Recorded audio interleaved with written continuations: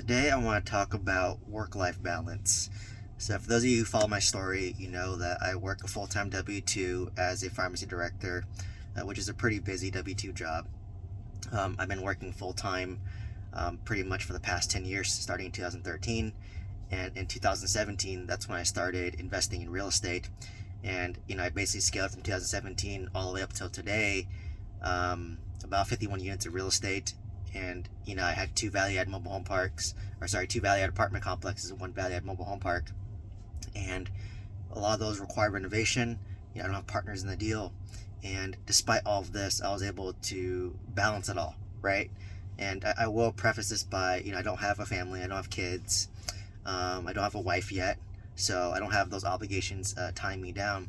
But I would still say it's a pretty big task to work a full-time W-2. I commute about 3 hours a day on the week, Monday through Friday. And despite doing that, I was able to basically renovate 51 apartment units and renovate and sell my mobile home park, at a loss, as I've disclosed in other videos. But pretty much in a year while working full time, I've renovated about 50 plus units. Remotely, I have no team, I have no partners, it's just me. And despite that, I still have to balance, spending time with my girlfriend, having a social life, and, of course, building this YouTube channel and my course and mentorship program. So, I've had to be very productive in order to make this all work. It's not easy, and it's not for everybody. So, for me, people ask me, like, how are you able to juggle everything? Like, it just seems like just my real estate alone is a full-time job. And I'm already working a full-time job, so I'm essentially working two full-time jobs. And the way I'll preface it is, I think for me, I've fortunately always been very productive as a person. I've always been very efficient at what I do. Even when I was working full-time, I was going to school part-time to get my master's degree. And then after I got my master's degree, I bought my first single-family home. But, I've always juggled multiple things simultaneously, right? I've always kind of challenged myself, even like back to high school. Like, remember my teacher would say, like, why are you taking 3 AP classes while playing varsity tennis? And they said that she thought that's crazy, you're not going to succeed. And I was like, well, I'll figure it out, right? And I was able to figure it out. So for me, I was always good at like balancing things. And for me, I think it just takes a lot of discipline and a lot of prioritization, right? So like I said, it's not easy. It's not going to be easy to do it. Not many people can do it, right? Not many people have that discipline. But for me, I really cut out my time wasting, right? So what is time wasting? It's, like maybe we're watching Netflix, maybe watching sports, maybe it's scrolling social media, maybe you're just kind of sitting there doing nothing, right? So, and don't get me wrong, like I still watch a lot of Netflix to relax and turn off my brain, but for a different purpose, right? So for me, when I relax, I relax. So everything I do, I go 100%, right? So if I'm working 100%, no distractions. If I am resting, I'm resting 100%, no distractions. So, and another thing I'll preface too is like, okay, I get paid full-time W-2, so I have stable income coming in, right? And despite having stable income coming in, I'm able to create side businesses like YouTube, right? Like I'm literally recording this while charging my Tesla as I go to work, right? All these videos are me ranting for 10 minutes because I have to supercharge my car every day for like 20-30 minutes, right? So this is what I mean by being productive, right? Like I'm that productive where I'm literally driving to work, I'm listening to podcasts to learn, and then when I'm supercharging, I'm recording content to teach you guys. So, I kind of went a side tangent there, but that's how like disciplined you have to be. So, for me, I'll go home. I'm a huge sports fan, right? I love watching, 49ers and Warriors are the teams that I follow. But, what I kind of learned is like, you don't have to watch the whole game, right? Like I used to watch the whole game, but like, you kind of watch the second half. And if it's close, then keep on watching. If it's like a blowout either way, either the team's winning or losing, then you don't really have to pay much attention to it, right? And another thing too is just know that this is a season of life, right? There's gonna be a season where you're gonna have to sacrifice. Like a lot of people don't realize how much time they have, like in a day. Like 24 hours a day is a lot of time, and you can do a lot of things in 24 hours, right? Like it's just a lot of people are good at like filling their time with like kind of meaningless tasks that just, I call it busy work, and it just occupies my day. Like, I'll give an example. Like my dad, he's like 69, he's retired, and he said like, oh, I'm busy all day. But if you look at what he does, it's just a lot of like little things around the house, right? Like, he'll go and he will like fix this little thing, he'll clean something over here. So like, it's just a lot of like little busy work. But if you're very intentional about where your time goes, then it'll help you reevaluate and change things, right? So for me, I'm very intentional about my day. I'll break down my typical day for you, right? So literally, I wake up around 5:45 to 6 a.m. I'll wake up. I'll be in 30 minutes of complete silence. Turn on all the lights to get some sunlight in your eyes to wake yourself up. I'll brush my teeth. I will do like 10 minutes of stretching to get my body loose for the day, because I've been sedentary all night sleeping. And then pretty much I will prepare my lunch, prepare my protein shake, prepare breakfast, which I'll eat while I drive, and prepare my lunch, right? So usually I'm out the house by about like 6:30, and I'll drive over to the Tesla supercharger. I have a long commute every morning. While I'm driving, I listen to podcasts to learn, right? I've been listening to a lot of different podcasts to reframe, but more about mindset, not so much about real estate. And then after that, I'll pause the Tesla supercharge. I'll record some content, right? And then basically get to work around like 8:15. I'll go and start my day, check all my emails for the day. And then usually I have like a 10-minute break. And at that point, I'll kind of step outside. I'll check my personal email and, see if anything I need to follow up on, right? Like, does my property manager have a question for, my 20 unit, my 26 unit, or my mobile home park, right? So I'd go out, triage that.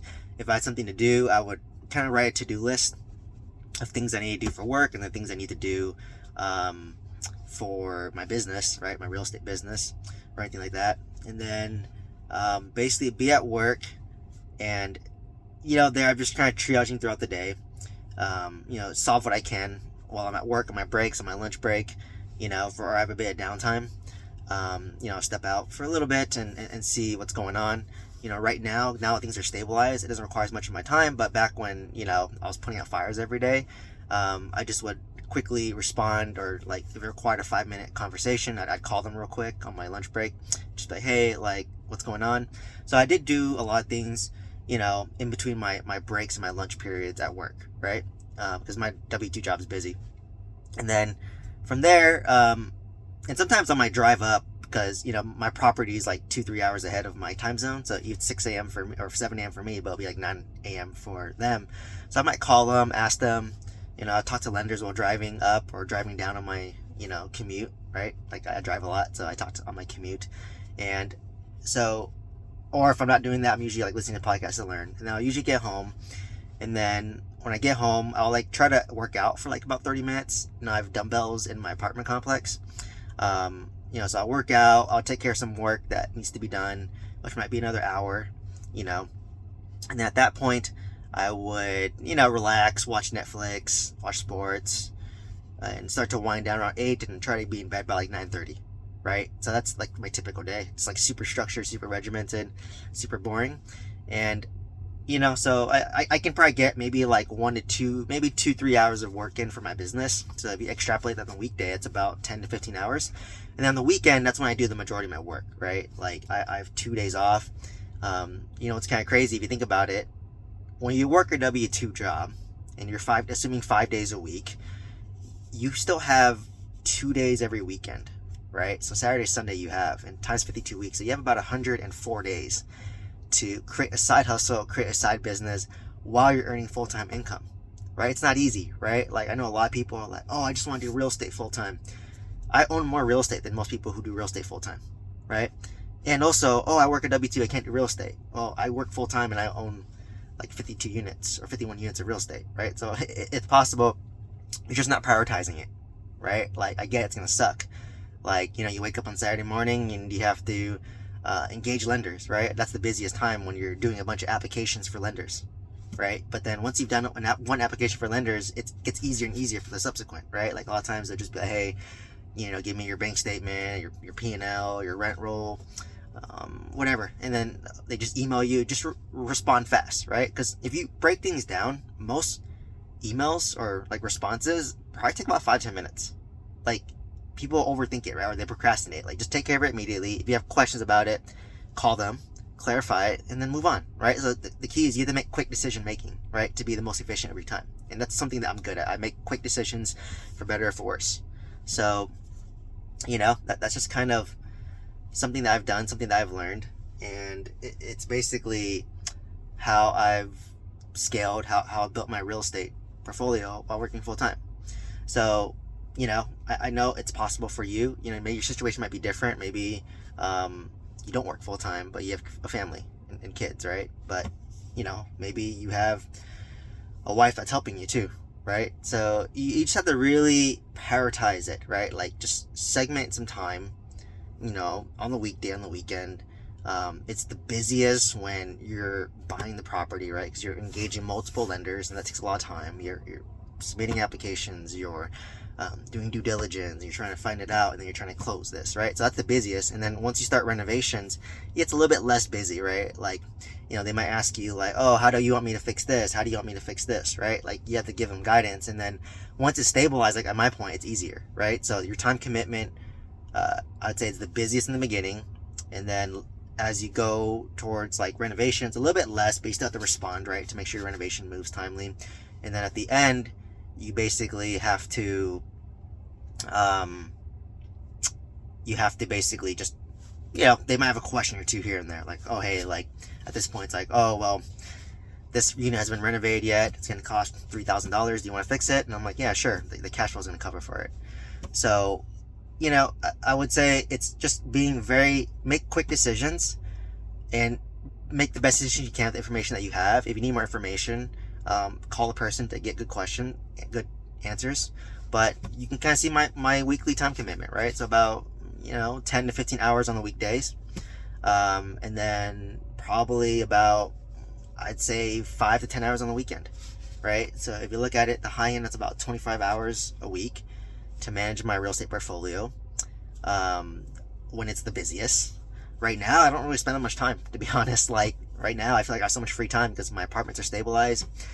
I probably right now spend maybe like 1 to 2 hours a week doing something, right? Like, it's that easy now. I went from like 25 hours a week to like maybe 1 to 2 hours a week, if at all, right? Sometimes there's nothing much going on, right? Because it's stabilized, and I have such a relationship with them, and they know what to do, essentially, for that. So it's a temporary thing, right? So just know that when you're first buying real estate, it's going to require a lot of time, a lot of stress, and I spend a lot of my time trying to just de-stress myself, to be honest. Like, making sure I exercise, making sure I get 8.5 hours of sleep, making sure I eat well, making sure I'm taking my supplements, making sure that I am meditating, making sure that I'm journaling. I'm just doing things to like keep my mind in peak condition.